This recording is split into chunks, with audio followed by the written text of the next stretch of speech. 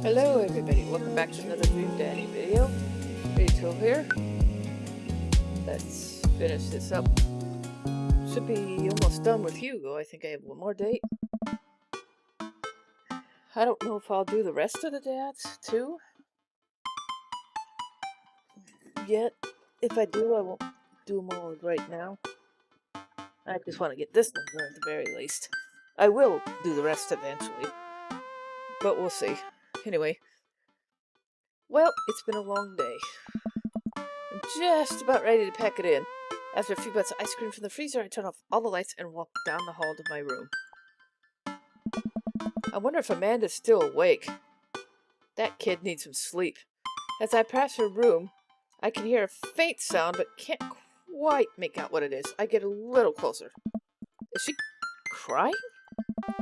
I knock gently on the door. Hey, Amanda?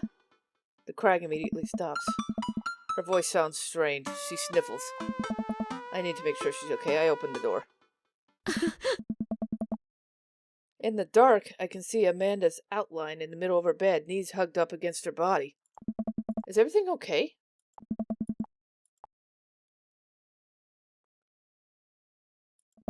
Alright, I'll leave you be. I back out of the room and close the door gently behind me.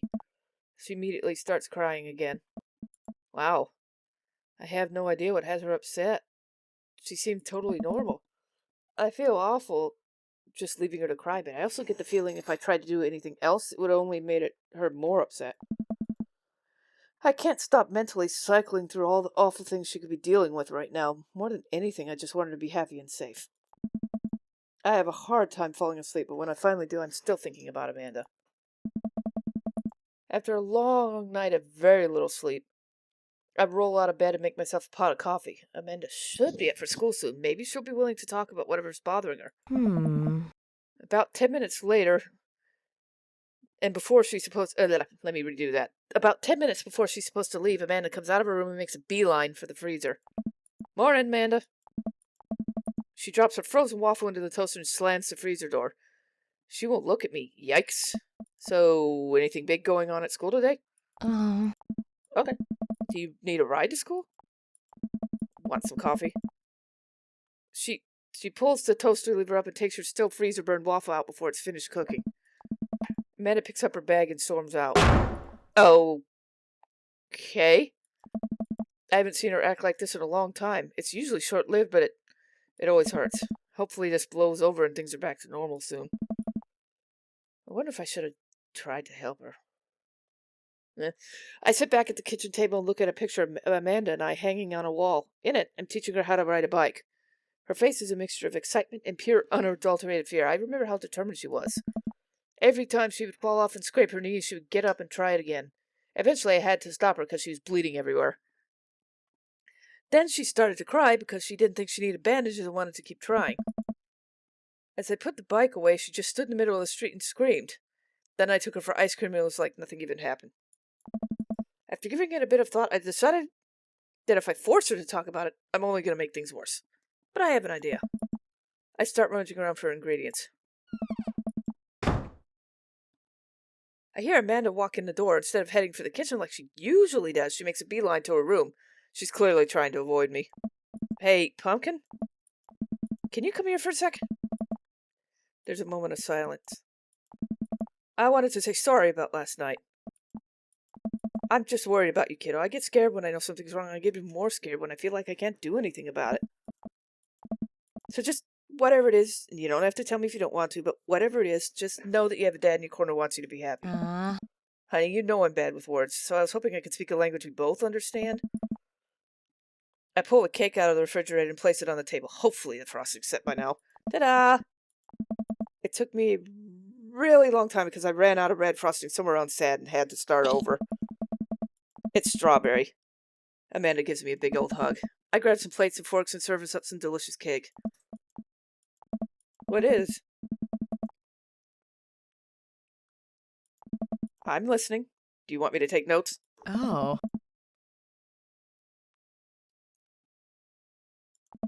Emma R.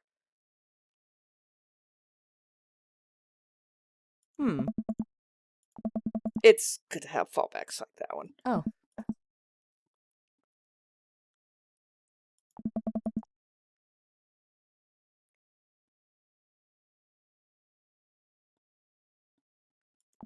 Yikes.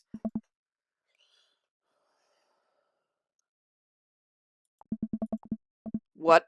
Whoa, I had no idea. I definitely didn't know that. Okay. So are you. Oh, no.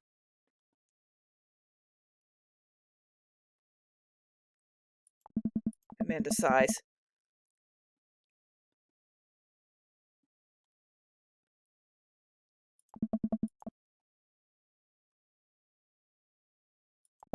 Totally understandable. Oh.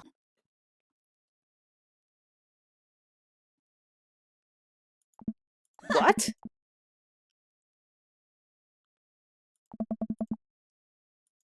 No.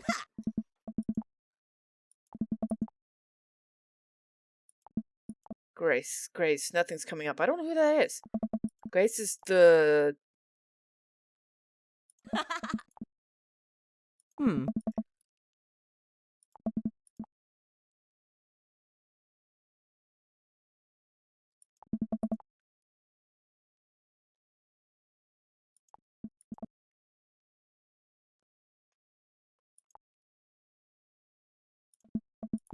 What does she say?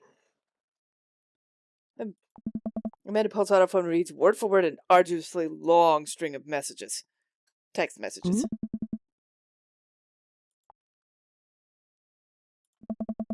I care so much about Amanda's social life and well-being. Man, do I not understand what she's talking about. This is beyond me, but I'm trying my hardest to be supportive. Oh.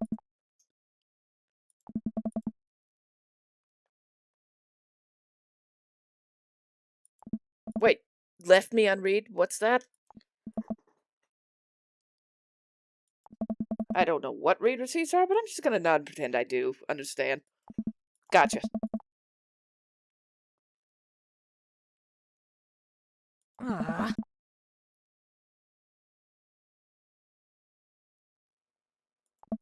Alright, I think you lost me at screenshots, but that definitely sounds bad.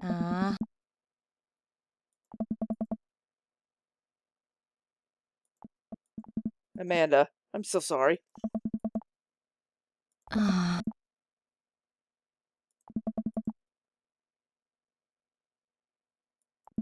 Amanda stabs it with the remnants of her cake.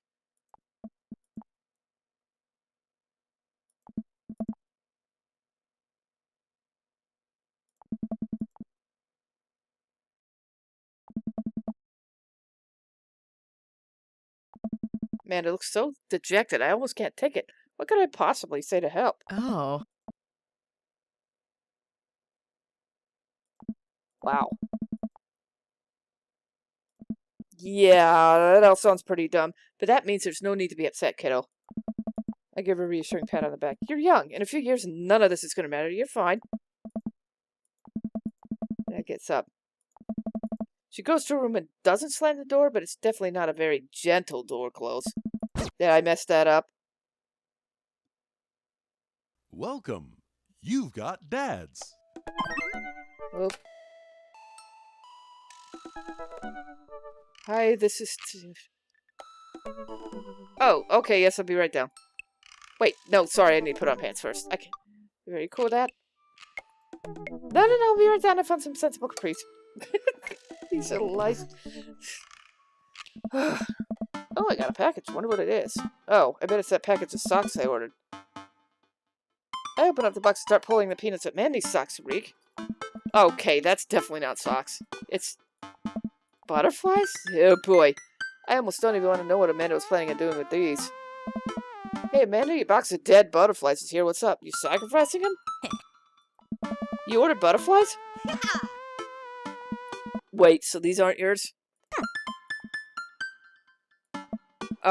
Okay, love you. I look at the box again. Oh, this is addressed to Damien's house.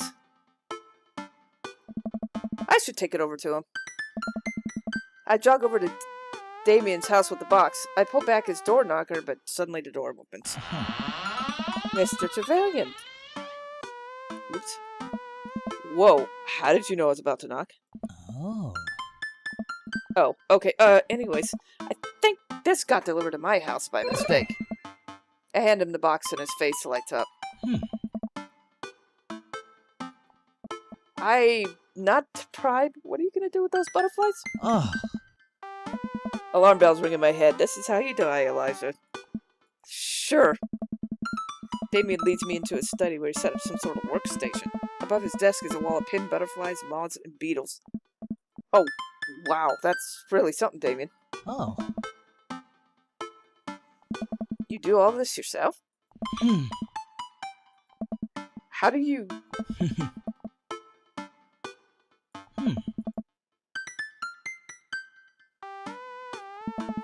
Damien takes a seat at his desk while I hover behind him. He picks up a little triangular paper package and snips off the edges. He pulls out an all-black butterfly and shows it to me. Huh. He gently opens the wing, spreading the butterfly out on the table. The backs of the wings are a gorgeous iridescent green color. Damien slides a pin through the middle of the butterfly and places a butterfly in a piece of styrofoam. He carefully arranges the antenna with forceps and begins placing paper and more pins on and around it. He does it so effortlessly that it's almost hypnotic. Oh. And then what? I take a closer look at Damien's collection. One with bright blue wings keeps drawing my eye. This one's so pretty. Damien takes it off the wall. Oh. He hands the small frame to me. Here. I couldn't take this. Thank you. Oh. I think I'll leave that up to you. I feel like I'd probably break them in half with my butterfingers. Oh. Am I blushing? Damien walks me to the door and gives me a warm smile as I leave. Well,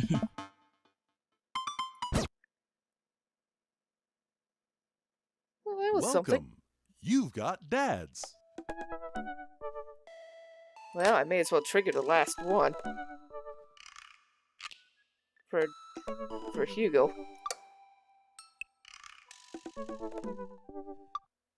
Yep, I'm going for it. May as well finish it off this video. Ever since the first night at Charcuterie Pies, Hugo and I made a point out of weekly visits to trivia night.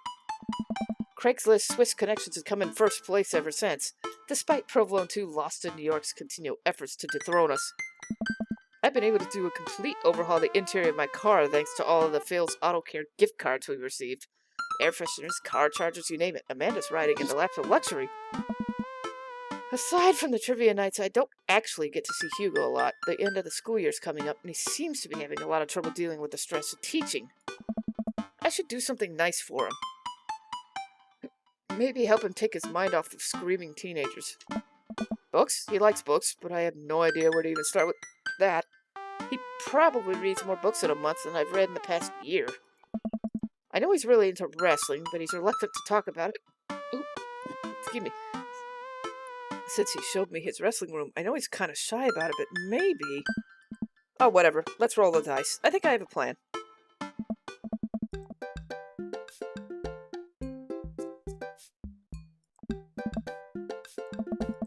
A few weeks ago, all of the regular station intervention for Quizmaster Quinn. We sat down in a circle and told him that we wanted to see him be better. Blah. Let me try that again. We all sat down in a circle and told him that we wanted to see him be better and love himself. He agreed to start going to couples therapy with his wife, and the last time he told us that, they adopted a dog together. I can't tell which version of Miss Quizmaster Quinn I prefer. Ah. Yes. Hugo and I cheered.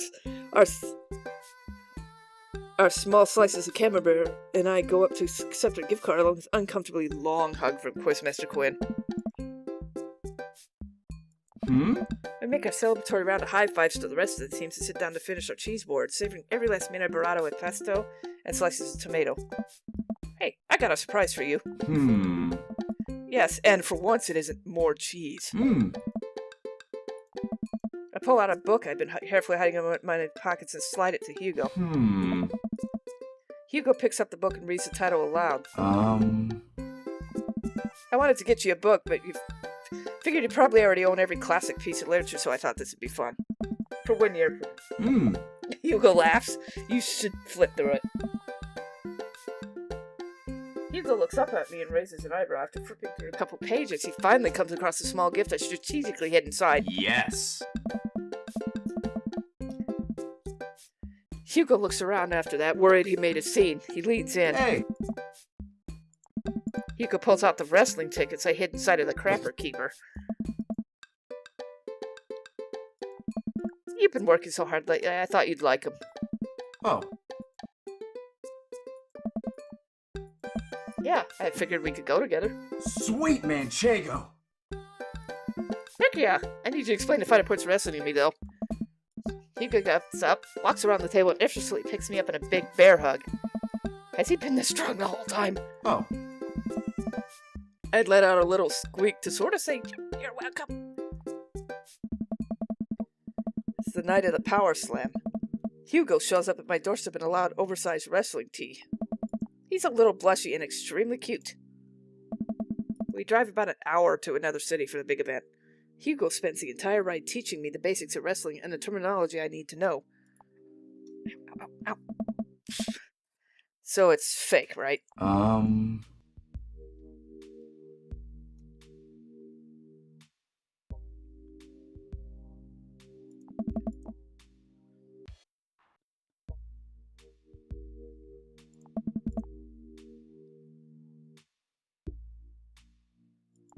So I should be watching this for the acrobatics. Oh.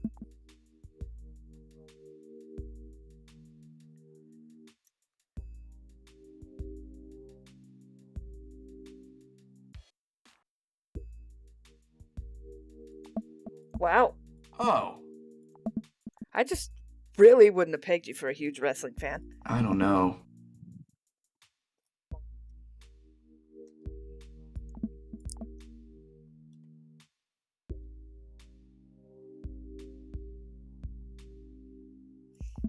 Till now, Hugo smiles to himself. Ah. Hey. Hugo and I enter the stadium and are directed to the upper level. After grabbing some snacks, we make our way up to the set of stairs. The further up we go, the more my heart sinks. I thought we'd gotten good seats, but by this point the ring looks like a postage stamp. We finally settle into our spots and wait for the match to start. I'm sorry, I thought I got us tickets on the lower level. I look over to Hugo, who apparently didn't even hear me. He's vibrating with excitement. Oh. I guess he doesn't mind.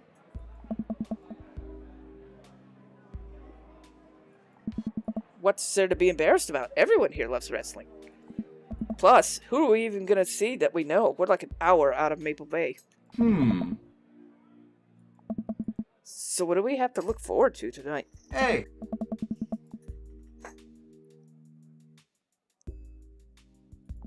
The Eastern Dragon?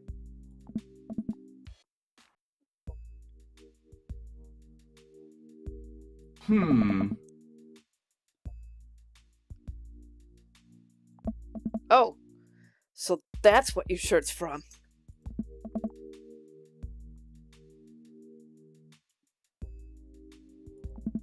Who's he up against?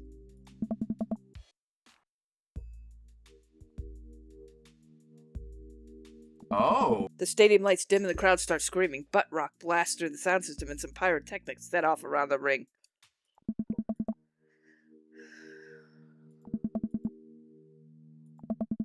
You and I scream. We watch two wrestlers, the Southern Dandy and Johnny Snowman, walk out to even more butt rock. The Southern Dandy mixes and drinks a mint julep in the ring before the match. The crowd eats it up.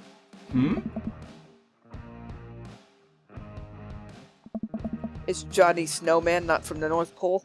Ah. After a long match, Johnny Snowman, who's dressed like a muscular elf, does what Hugo calls a German suplex on the Southern Dandy. It's like a death ballet where oily, muscular dudes hug each other to the point of exhaustion.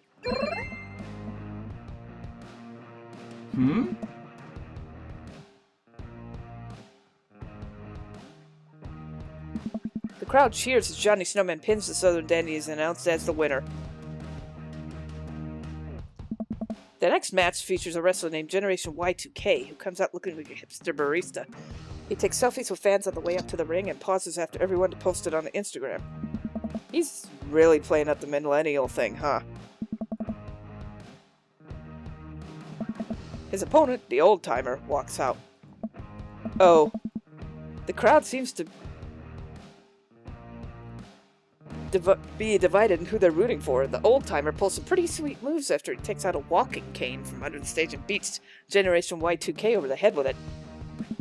Up against the ropes, Gen Y2K blinds the old-timer with the flash on his camera phone and is able to pin him to win the match. He takes a celebratory selfie with his unconscious opponent. During a break, Hugo and I have to get refills from the concession stand. We wind our way through the cluster of wrestling fans to get to the line.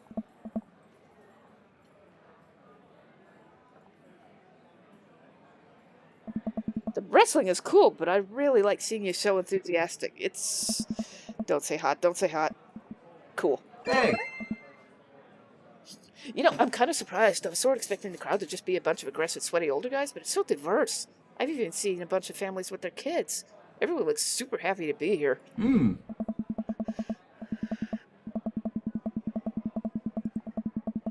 There's one gaggle of kids loitering in the corner that are exceptionally loud.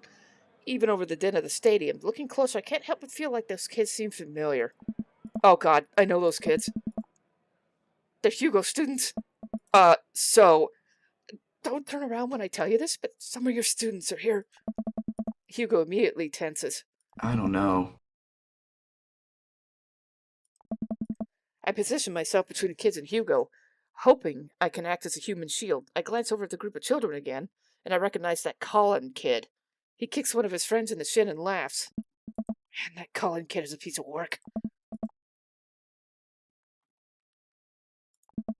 We have to get back to the relative safety of our seats.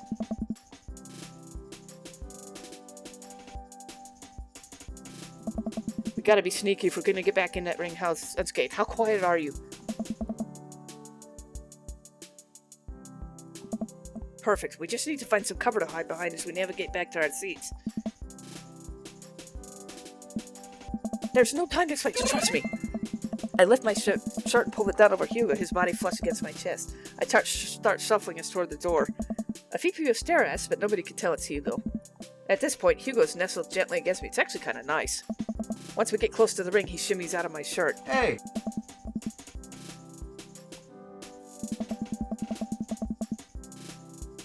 Hugo and I sit down and breathe a huge sigh of relief. Now we can hide out for the rest of the night and enjoy ourselves in the comfort of anonymity with a large crowd. The lights dim again. Ah! The corporate shill walks out to the elevator music. He's wearing a three-piece suit and sunglasses. Once he gets to the ring, he takes off his sunglasses and rips the sleeves off his suit jacket, flexing his arms for the crowd. One of the people from his entourage produces a graph chart and sits it up in the center of the ring. The corporate shill grabs the microphone. I got a message for the Eastern Dragon. The whole crowd erupts. We all looked up at a PowerPoint presentation titled Kicking the Eastern Dragon's Ass, Key Performance Indicators. The corporate shill takes a laser point and gives a lengthy presentation on just how and why he'll defeat the Eastern Dragon. He showcases several well-utilized clip art graphics. That was informative. The lights dim again and pan flute music plays. I think it's a pan flute? I'm actually not sure if I know what a pan flute even sounds like. The Eastern Dragon walks out to cheers from the crowd. Pan flute's a Central American thing. Hugo Oh! shrugs. The Eastern Dragon stands outside of the ring and grabs a microphone. More cheers from the crowd.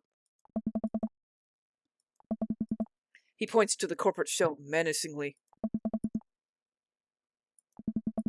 The crowd doesn't really know what to do here.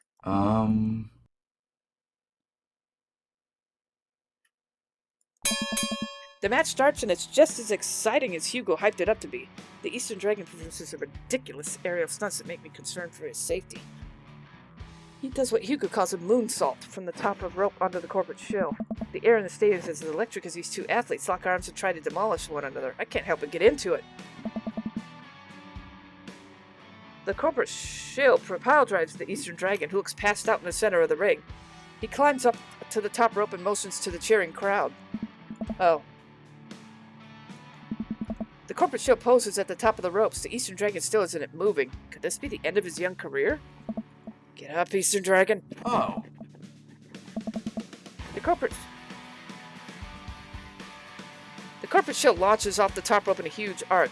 He brings his elbow down on Eastern Dragon with the full force of a Fortune 500 company, putting local vendors out of business.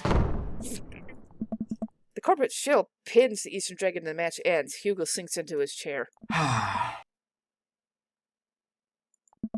sit down with Hugo. What a match! I think I'm a fan of wrestling now? Hugo looks over to me and our eyes catch. The event goes on and we have a little downtime before the next match. We decide to just relax in our seats to avoid the middle schoolers. It's unlikely they would ever notice us in the upper level nosebleeds. I look up at the Jumbotron. Oh, hey, they're doing the kiss cam thing. It zooms in on a bunch of cute couples who all do a quick smooch to raucous cheers from the crowd. Oh, that's so nice. And then it zooms in on Hugo and I. Whoa. What do I do? I look over to Hugo and see the same expression on his face. The entire crowd is chanting and neither of us knows what to do. I awkwardly tilted my head, cheers from the crowd Jumbotron and see a couple behind us making out in full force. Hugo and I both turn beet red and slink into our chairs. The rest of the match thankfully goes off without incident. Hugo and I eventually laugh off the kiss cam and get back into wrestling. After the show ends, he convinces me to hang back and let the rest of the crowd exit so we wouldn't risk running into Cullen and his awful group of friends. By the time Hugo and I walk back to his car, most of the wrestling fans have cleared out. The parking lot's surprisingly empty save for a beat-up car parked a few spots down from us, so we rarely keep an eye out for any stray middle schoolers as we hang out by my car.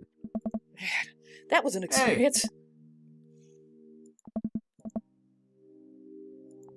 It's just me and Hugo in front of the car in an empty parking lot. I look down. Kind of funny about the kiss cam, huh?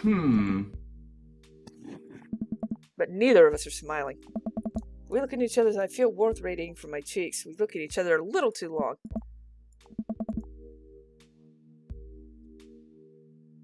I turn around to see a guy in a hoodie and basketball shorts walking up to us, duffel bag slung over one shoulder. Sweet Manchego!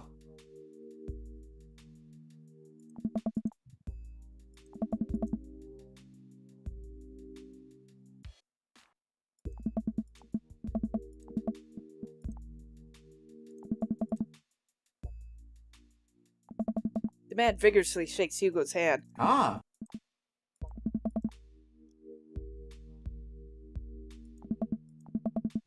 The man starts walking away. Hugo coughs nervously to get his attention again. The guy turns around and beams. Wait. It all finally clicks into place. You're the Eastern Dragon. I love your work. The Eastern Dragon signs Hugo's shirt, waves goodbye, and walks to his car. I stand there with my mouth open the whole time. That was the Eastern Dragon. Yes. Dude, you're like friends with the Eastern Dragon now. Hugo and I high five. He's so excited he's shaking. Uh-oh. Oh, man. Colin and his cronies just pop up out of nowhere. Oh, no. Here we go. Whoa.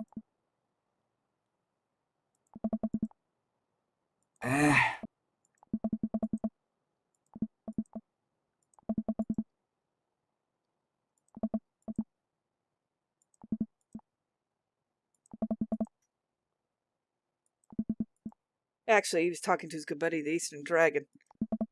I'll let Colin's friends guess. Oh. Oh, yeah? How'd I get his...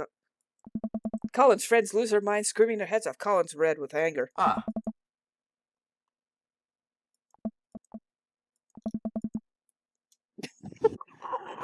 Nice one, Hugo. Nice.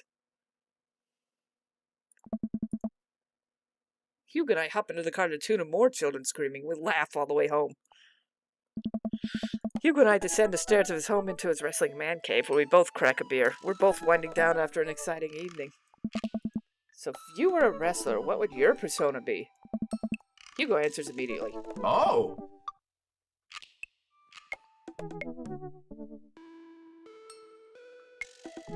Oh. Wow. I would be... Bomb Clancy. I'd come out in a bomber jacket, aviator glasses, and a navy cap. My finishing was Hunt for the Rad Shocktober, where I accused the other wrestler of being a communist and defeat him in a decades-long proxy war. I'm just now realizing I don't know any actual wrestling moves. I smirk. I'm game. Hugo and I square up in the center of the room ready to go at it. On, Bum Clancy? Absolutely not. Before I know it, I'm on the floor. Hugo has his legs wrapped around me and then squeezes. I can't move. He effortlessly twists around again and grabs my arm. Good lord, he's strong. Any movement on my end's useless. You're really good. Oh. Not a chance.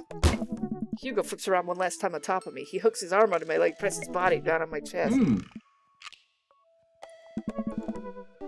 Our faces are inches apart right now. I can't tell if I'm breathing heavily because of physical activity or because of something else. I lean forward and kiss his cheeks. Kiss him, and he seems just as surprised as me. I pull back a little embarrassed, but he kisses me again. He slowly releases his submission hold on me and cradles my face in his hands. He presses his forehead against mine and we laugh. Guess so. I pull him back in for another kiss. You have any more moves to show me? Oh. Okay. I think I know where that's going. I'm just gonna finish the thing off.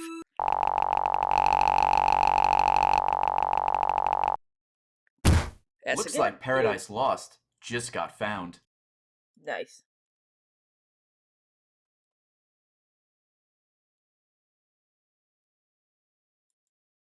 Yeah, I think I'll just finish it because I know pretty sure there's not much left. Whew, I think I now have everything finally set up.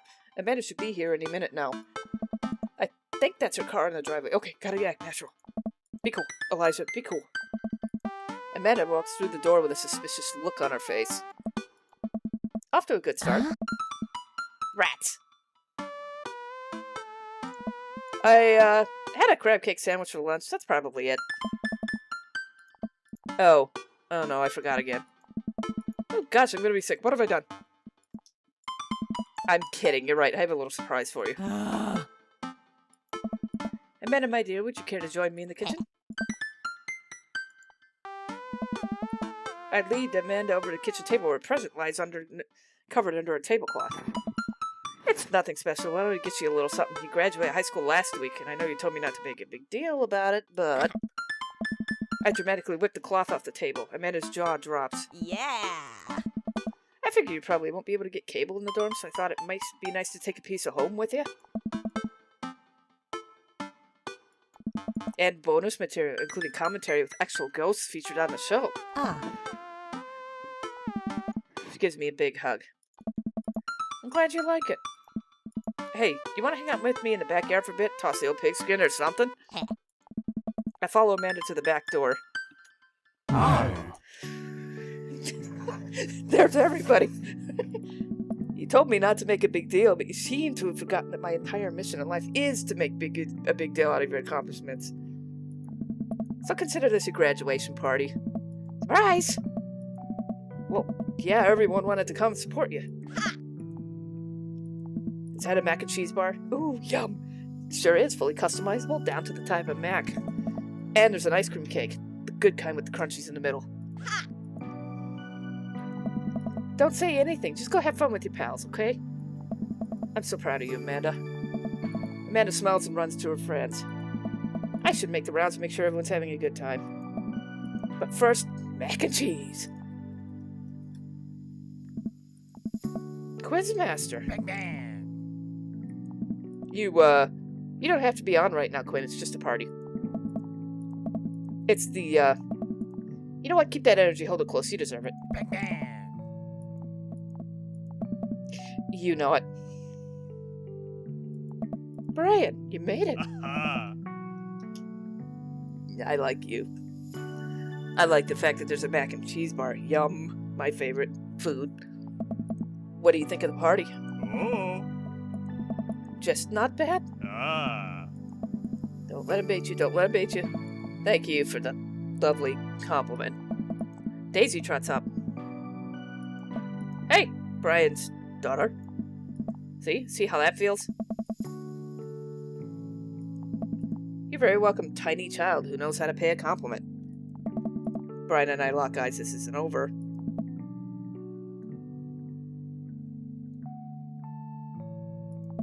Bro!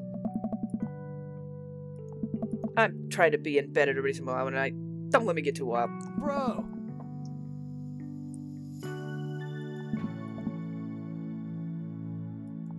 Sure thing, dude. Briar and Hazel peek out behind Craig. Hey, little ones.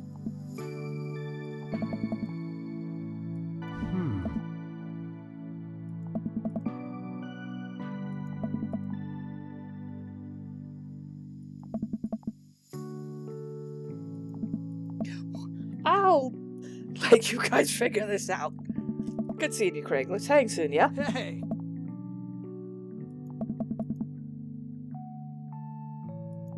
Yep. Couldn't ask for a better cul-de-sac. Oh. Sure thing, Joseph. Sure, Joseph. That'd be great. Well, see you later. Hey. Hey. Robert gestures vaguely to the snack table. Oh? Yep. Huh. See you later? He probably doesn't know what to say. Matt! Thank you. I know she'll love it. Oh.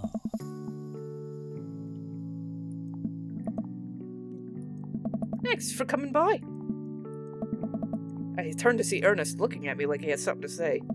Hey, Ernest. Whoa.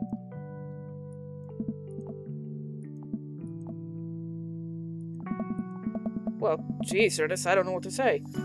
You know, I think people got you pegged wrong. You got a soft side. There it is. Before I can respond, Ernest walks away, a cloud of vapor trailing behind him. Well, that was a little pleasant, at least. As the party starts to wind down and take a seat on our back porch step, the sun is setting and everyone seems to have eaten their fill.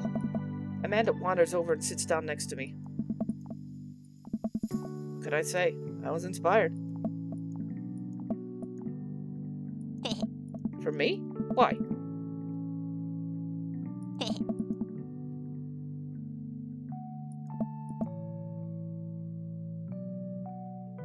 Huh?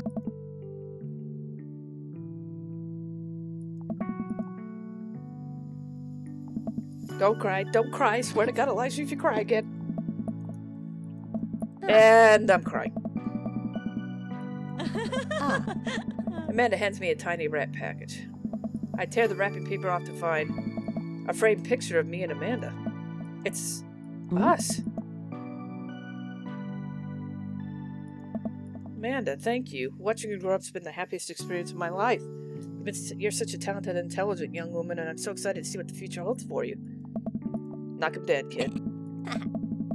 Amanda and I share a hug. Memories to make and stuff to break, right? Ugh.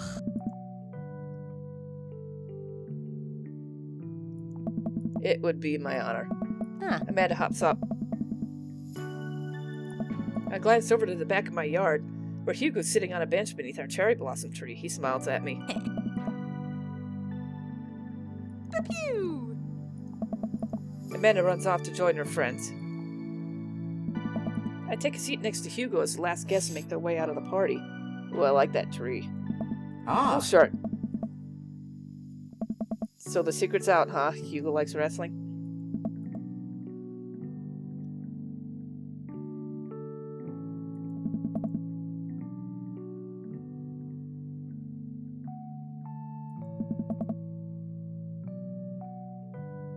hmm.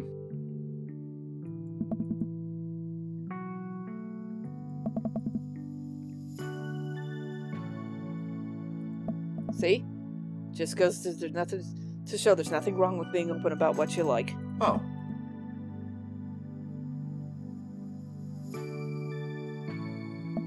I blush, and I'm a big fan of...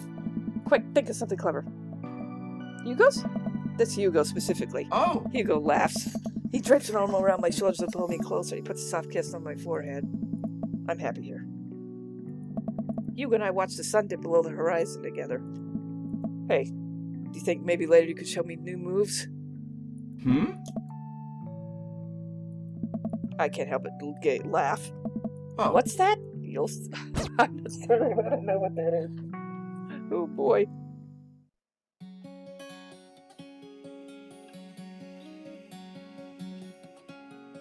Yeah, I'm gonna speed this up.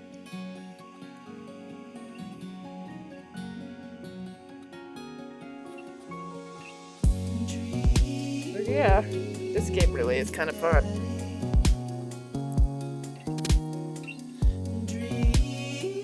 I like the dad battle mini game. That's a Pokemon spoof.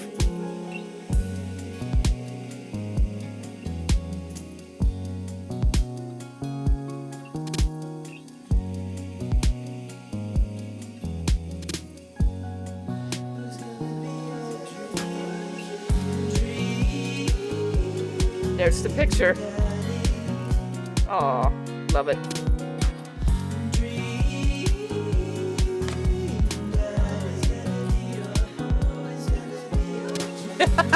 Hugo picture. Of course. There we go. That's the ending when you romance Hugo. Like I said, I may or may not do the others. We'll see. If I do, probably won't be tomorrow, but at some point. Anyway, thanks for watching. I will see you all next time with whatever. Bye!